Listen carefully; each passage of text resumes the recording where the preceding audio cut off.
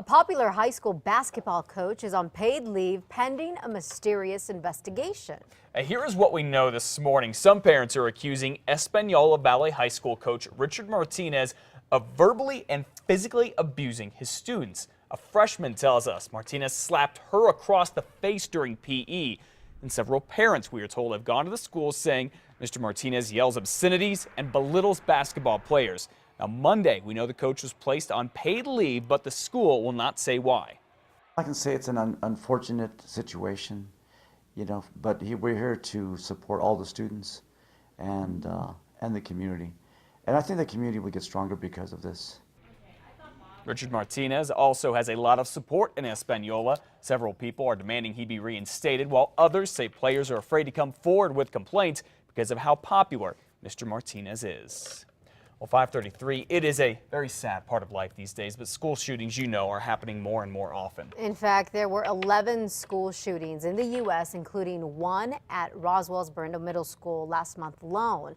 Police officers are trained to deal with these situations, but now one New Mexico lawmaker says firefighters should be trained too. A new bill has been introduced to give Bernalillo County Fire $50,000 in state money. Bernalillo County Fire wants to train with the sheriff's office to be able to get to wounded victims more quickly during mass shootings. For example, if there's an active shooter situation, the unarmed firefighter would wear bulletproof vests and go in behind law enforcement. Here's what Senator Michael Padilla says about the idea.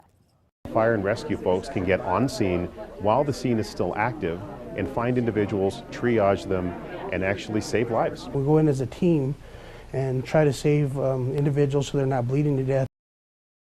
Now, if lawmakers approve the bill, training would start in March. And Democrats at the Round House are pushing for a compromise with the governor on education spending. The bill gives Governor Susana Martinez less than half the money she wants for her targeted education reforms and performance-based raises for teachers. It would give more money instead to districts to use as they wish and for pay raises for all teachers. The governor is dead set against the idea. One state legislator wants to make it a little harder for her counterparts to become high-paid lobbyists when they retire. State Representative Emily Kane's bill would ban legislators and cabinet secretaries from becoming lobbyists until at least 2 years after they have served in the Roundhouse. The sense of impropriety that comes with somebody thinking that we're going directly from serving to turning around the other side and lobbying and somehow having favors repaid, that kind of thing. I want to get rid of that.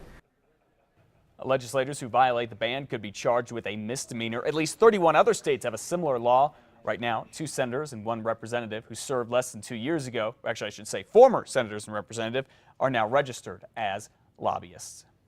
A former APD officer is finding himself on the other side of the law this morning after making a plea in the case where he was accused of stealing from other officers. Joey Segala here was the head of the Albuquerque Police Officers Union and was accused of paying himself $400 for after-hours union work he never did. Segala pled no contest to that this week. The judge gave him 6 months probation and ordered him to repay the money. The union believes Mr. Segala stole a lot more than that over the years. APD fired him after he was arrested, accused of roughing up his wife at their home while on the clock and in uniform. That case was dismissed when his wife didn't show up for a court date. Mr. Segala also made a lot of news when it became news that he handed out $500 payouts to officers who shot people. Critics thought it looked like a reward, but Mr. Segala insisted it helped those officers take vacations to deal with the trauma of shooting someone.